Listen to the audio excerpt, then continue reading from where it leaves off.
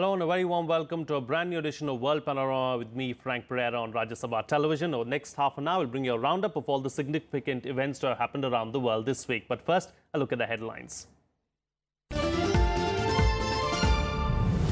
Venezuelan National Assembly attacked by President Maduro's supporters. A bloody attack followed by a 9-hour siege trapping 350 people. Several opposition lawmakers left injured.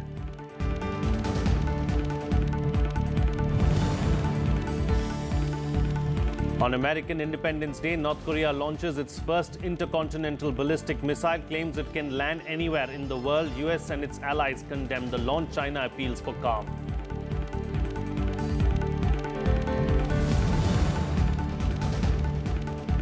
India and Israel signed 7 agreements after summit-level talks between Prime Minister Modi and Israel's Prime Minister Benjamin Netanyahu. Terrorism and development cooperation dominate the agenda. Ties elevated to strategic partnership.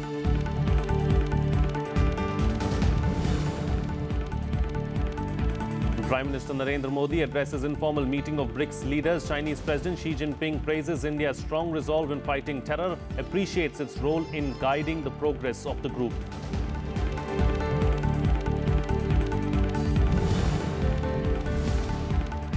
And even as President Xi and Prime Minister Modi praise each other, border standoff between the two nations continues.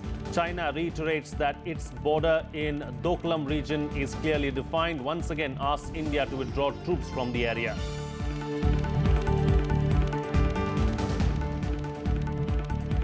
While dozens of pro-government activists on Wednesday stormed the grounds of Venezuela's National Assembly and attacked lawmakers, leaving several injured.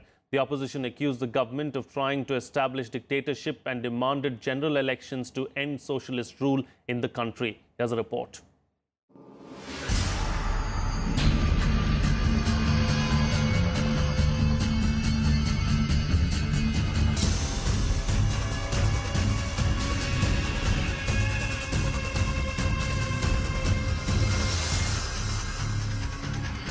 Venezuela's Independence Day marked by panic and violence on Wednesday.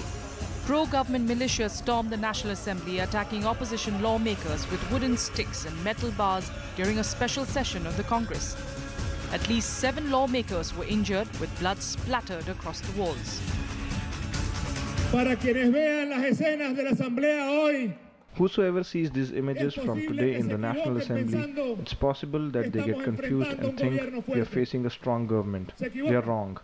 A government that does what they did today with the parliament is a weak government, is a fallen government, is a cowardly government, is a government so weak that the only thing they are left with is the brute force.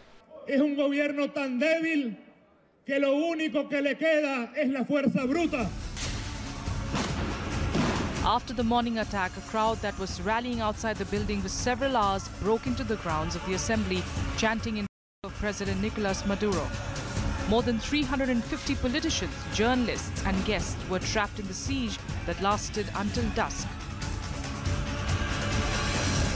En el conteo de personas secuestradas, llegábamos a más de 150 personas, a más de 350 personas secuestradas el día de hoy.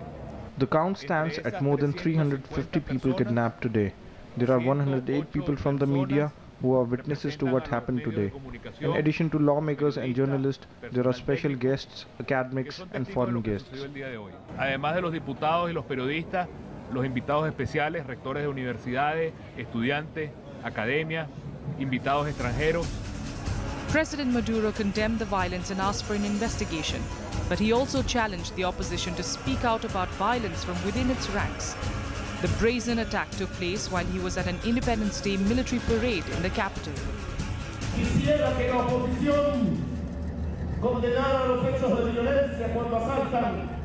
I would like the opposition to condemn acts of violence when they attack members of military, but they are silent.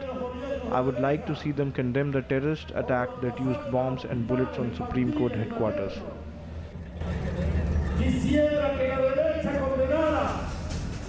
The attack comes amid 3 months of confrontations between security forces and protesters who accuse the government of trying to establish a dictatorship. They're demanding general elections to end socialist rule and solutions to the OPEC nation's brutal economic crisis. At least 91 people have been killed in clashes with police so far. Bureau Report, Rajya Sabha TV. And joining me for a chat this week to talk about the situation in Venezuela is former Ambassador Neeraj Srivastava. Ambassador, thank you for joining me on the program. You know, what's really causing this political turmoil in Venezuela? Because it's something that has been going on for a while now and clearly is very disturbing to see the images coming in from there. Yes. You know, the roots of this turmoil go back to the time of Hugo Chavez when he was president of Venezuela. And the primary reasons are economic, not political. There is a political component also in this violence and in these protests. But the economic component is the more important one, and it is causing all this turmoil. Sure. You know, what can Maduro do at a time like this so as to ensure that the damage is limited? What are his options really? You know, unfortunately, the Venezuelan economy has not been managed well in the last few decades. During Hugo Chavez's time, oil prices went very high, up more than $100 a barrel. So Venezuela, which has the largest oil reserves in the world, was able to earn a great deal of money through export of its oil. 96% of Venezuela's exports are oil. And Chavez used the money to subsidize a lot of social services and other benefits for the poor people, like food, housing, etc., because the money was there. He also introduced things like price control and multiple exchange rates. And as anybody who has studied economics knows, that these are very tricky things to play with. Price controls and multiple exchange rates and things like that. Right. If it is mismanaged, it can lead to some very unexpected consequences. And that is exactly what happened. So is the present president then paying the price for what the previous president did? Well, yes, partly. I say partly because the fall in oil prices is not his doing. Cannot be blamed on Hugo Chavez. Yes. That is because of global forces. True. But the multiple exchange rates, the subsidies, these are still continuing. And these have, over a period of time, these coupled with rampant corruption in the Venezuelan military, security services, and other sections of society, they have produced this explosive situation. The result is that today people are going hungry. And the irony is that this is the country with the largest oil reserves in the world, whose people are not getting 2 meals a day. Yes. They don't have houses to live in, and they are facing economic, social, and human hardships of all kind. Right.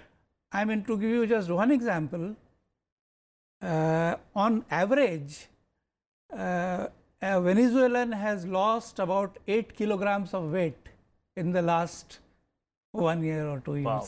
You know, that's an astonishing statistic. It's an astonishing statistic, and the usually losing weight is supposed to be a very good thing. It's not a good thing in this case. Yes. Because it is not voluntary. Indeed. It is because of hunger. Yes. You know. Do you see things changing? You know, the other, for that I have to speak about the other component, the political component. Yes. The political component is that this is a socialist government. Maduro was the designated successor of Hugo Chavez. He won, he became president after democratically winning an election, a free and fair election, which was actually labeled as not free and corrupt by his opponents. You know, several small opposition parties encouraged by the United States. Yes. The United States also took the position that the election was not fair, whereas the fact is the rest of the world knows and believes that the election was fair. So what is happening now, what you are seeing, you know, all these so many protests, not today's, but I am talking about several major protests have taken place in the last few years. Many of these protests also have an external element of encouragement by the United States. Because Venezuela is in its backyard, and the United States considers Latin America, the whole of to be its backyard. And any regime which is not pro-US is a target. Like Dilma Rousseff in Brazil. So, unfortunately, this economic crisis, which is a really bad crisis and which will take quite some time and very firm measures to be set right. What are the options before the opposition now, really? Because the opposition seems to be, like, you know, in the doldrums at the moment. You know, the opposition should also realize its responsibility. That it cannot ask, for example, it cannot resort to violence or ask a democratically elected president to step down, who has won a fair election.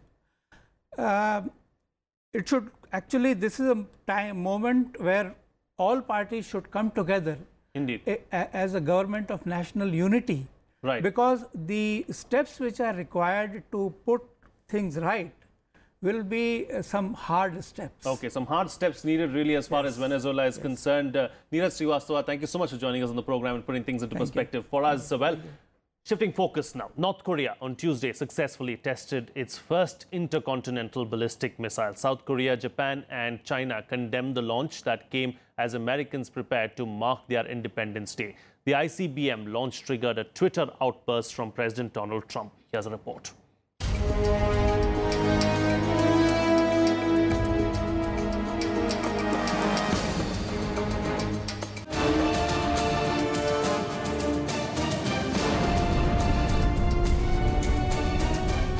North Korea claimed it successfully tested its first long-range intercontinental missile that it says can reach anywhere in the world. Called the Hwasong-14 on state TV, Tuesday morning's missile reached a height above 2,500 kilometers. Taking off from the Bangyeon airfield in the town of Kusong, it flew 578 miles before landing in the sea between North Korea and Japan. Under the strategic decisions of leader Kim Jong-un, the scientists and technicians of North Korea's Academy of Defense Science have successfully test-fired the newly developed intercontinental ballistic missile. South Korea strongly condemned what it called an irresponsible provocation, saying it is maintaining military readiness for a possible further provocation by North Korea. North Korea fired an unidentified ballistic missile into the East Sea from the vicinity of Pangyeon at around 9:40 a.m. Our military is maintaining readiness for a possible further provocation by North Korea. If confirmed, the intercontinental ballistic missile could potentially have the range to reach the US mainland. The launch happened hours before Independence Day celebrations started in the United States, triggering a Twitter outburst from US President Donald Trump, who urged North Korea's neighbor China to end this nonsense once and for all. Japan strongly protested what it called a clear violation of UN resolutions. Japanese Prime Minister Shinzo Abe said he plans to ask China and Russia to play a more constructive role in dealing with North Korea and its weapons development program at this week's G20 summit in Germany. North Korea has once again pushed through with the launch of another ballistic missile, ignoring repeated warnings from the international community. Japan will work to increase international pressure on North Korea by uniting strongly with US and South Korea. China, North Korea's northern neighbor and one of the only countries in the region with diplomatic ties to Pyongyang, urged restraint after the launch. It also opposed North Korea's going against the clear rules set by the UN Security Council resolutions. The UNSC resolutions have very clear rules about North Korea launching missiles. China opposes this violation, and we urge North Korea not to resort to action that violates these resolutions. 不要再采取违反安理会决议的行动，为重启对话谈判创造必要的条件。 The United Nations has imposed multiple sets of sanctions on Pyongyang over its weapons program. North Korea, in its defense, says it needs nuclear arms to defend itself against the threat of invasion. Bureau Report, Rajya Sabha TV.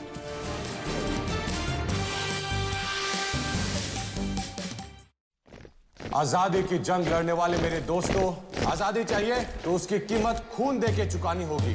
तुम मुझे खून दो, मैं तुम्हें आजादी दूंगा।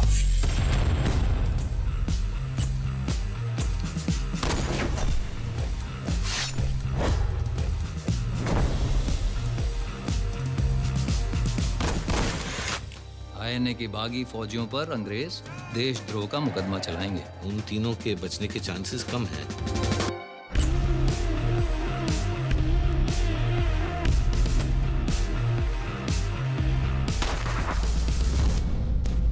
This trial and its judgment will be remembered throughout history.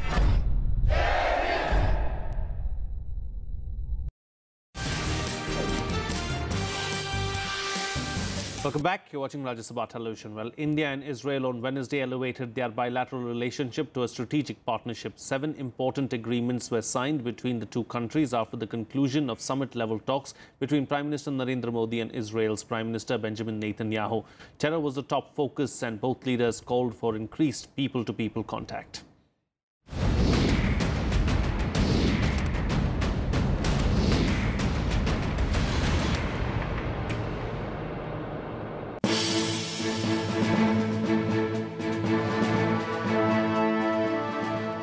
Israel signed 7 agreements at summit-level talks between Prime Minister Narendra Modi and Israel's Prime Minister Benjamin Netanyahu on Wednesday. They include 3 agreements on space technology, 2 on water, 1 on innovation and 1 of Mashav, the Israeli Agency for International Development Cooperation. Terrorism, development cooperation and trade dominated the talks between the two leaders, who decided to make concerted efforts for increasing people-to-people contact.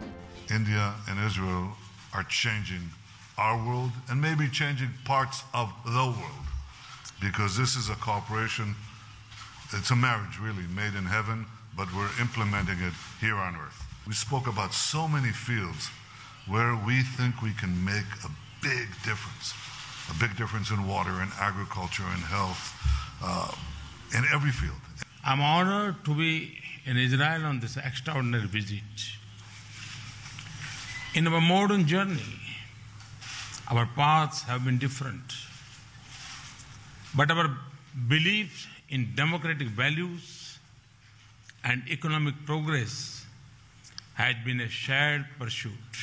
Visit is an occasion to rejuvenate the bonds of our friendship, to compose a new chapter in our ties, and to jointly venture toward new horizons of engagement. Narendra Modi also called on Israeli President Reuven Rivlin and discussed ways to strengthen bilateral ties. He also pitched the centre's Make in India initiative with the president.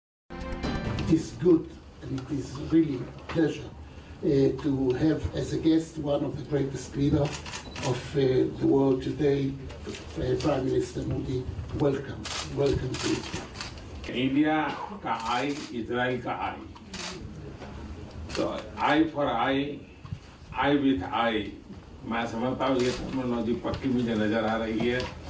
और जब हम लोग बोलते हैं Israel, तो हमारे लोगों का फीलिंग आता है Israel is a friend, means each real fact is Israel.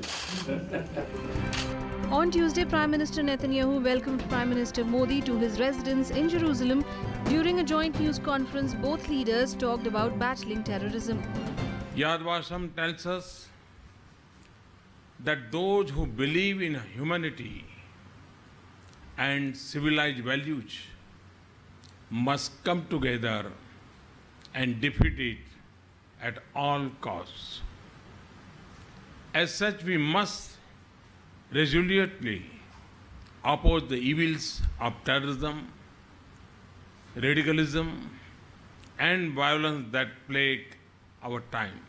But I have to say that we also face common challenges, and the first of it is to defeat the forces of terror that rampage through the world and threaten both our countries. So we must stand together in this battle, much as we work together to perfect the future. This is the first visit ever by an Indian Prime Minister to Israel. Modi arrived in Tel Aviv on Tuesday for a 3-day visit. In an unprecedented gesture, Israeli Prime Minister and his entire cabinet accorded a special welcome by receiving Prime Minister Modi at the airport, an honor so far bestowed only on the US President and the Pope. Akhilesh Suman's report for Rajya Sabha TV. Well, China on Thursday reiterated its stand on a road construction near Sikkim border, saying it was a legitimate and normal action as the road was being constructed on its own territory. Hardening its stance against India, China said New Delhi had no right to object over the road construction in Doklam area and that India must pull back troops for any peaceful talk to take place. Chinese Foreign Ministry also rejected India's security concern in the region, saying India's increased activity on the border area was rather a matter of concern for China's security. The ties between the two countries have been deteriorating ever since the Indian troops prevented the Chinese from construction in the area. Meanwhile, Chinese army carried out exercises simulating real battle scenarios at high altitude areas in Tibet. The PLA tested new equipment including a light battle tank besides conducting live firing exercises. The Indian side has even crossed the borderline and built forts and many other military facilities, constantly changing the status quo in the border area. We wonder whether the Indian side has ever taken into consideration China's security concerns while doing so. Well, at a time when India and Chinese troops are engaged in an eyeball-to-eyeball confrontation in Sikkim, Indian Prime Minister Narendra Modi and Chinese President Xi Jinping appreciated each other's efforts in advancing the BRICS agenda in Hamburg. Xi Jinping hosted the informal meeting of the BRICS grouping as its current chairperson. Later, both shook hands and had a brief conversation. In their speeches, the two leaders talked about terrorism and economic momentum among the member countries.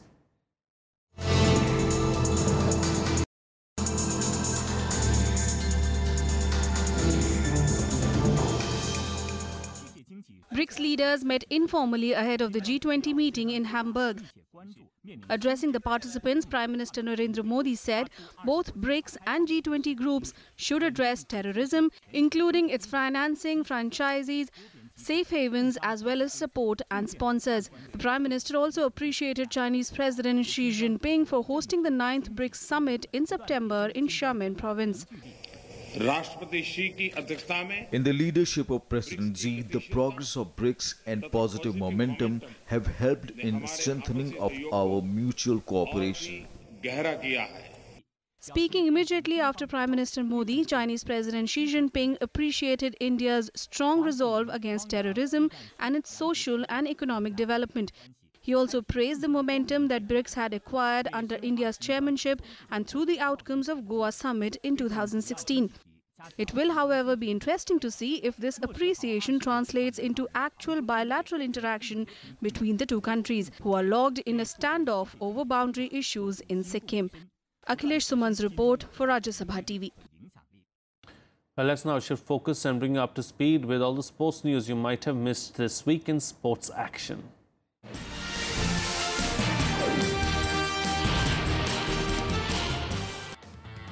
Former world chess champion Garry Kasparov is coming out of retirement to play in a US tournament next month. Kasparov, who dominated chess for more than 15 years, will compete against 9 top players at the Sinkfield Cup in St. Louis, Missouri, which takes place from August 14th to 19th. The former champion, who retired from professional chess in 2005, was given a wildcard entry for the event's Rapid and Blitz competition. Current world number 1 Magnus Carlsen of Norway will also play at the tournament, as will Hikaru Nakamura, ranked 2nd in the world. Manchester United have agreed a fee of around £75 million with Everton for striker Romelu Lukaku. The 24-year-old Belgium international scored 25 Premier League goals last season. United, who have been chasing Lukaku for most of the summer, will not now be pursuing their interest in Real Madrid's Alvaro Morata. The move for Lukaku is not connected to talks aimed at taking United forward Wayne Rooney to Everton. The striker was on a list of forward options Mourinho gave to Executive Vice Chairman Ed Woodward before the end of last season. Filipino boxing great Manny Pacquiao, who lost his welterweight world title to Jeff Horn, has urged the World Boxing Organization to act on a request by Philippine sports officials for a review of his defeat, saying he doesn't want to see the boxing industry dying because of unfair decision and officiating. Contrary to expectations, Horn gave a tough fight to Pacquiao throughout the 12 rounds at Brisbane's Lang Park on Sunday and was eventually declared winner in a unanimous points decision despite the Filipino boxer landing more punches during the bout. Indian skipper Virat Kohli led from the front with a fluent century as India on Thursday wrapped up the 5-match series 3-1 with a convincing 8-wicket win over the West Indies. Asked to bowl, comeback man Mohammad Shami bagged 4 wickets as an under-fire India produced a disciplined bowling effort to restrict West Indies to a modest 205 for 9. Playing only his second ODI after a long injury layoff, Shami picked up 4 wickets, giving 48 runs from his 10 overs to pull West Indies back. Ace Indian queuist Pankaj Advani on Wednesday came out with a spectacular performance as he teamed up with Lakshman Rawat to defeat Pakistan in the Asian Team Snooker Championship final. Advani pieced together a brilliant break of 83 to win the first tie of the best-of-5 final. India's fate was determined by Advani's partner Rawat, who came out with a clinical 73 break to win the second frame. The Indian pair also maintained their superlative performance in their doubles tie to complete a whitewash.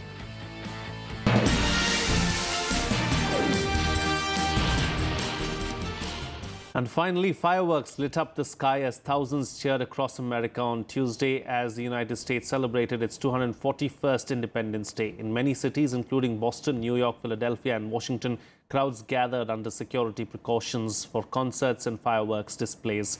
July 4th is a national holiday in the United States which commemorates the adoption of the Declaration of Independence on July 4th, 1777, declaring independence from Great Britain. I'm going to leave you with these visuals from DC. This is Frank Pereira signing off.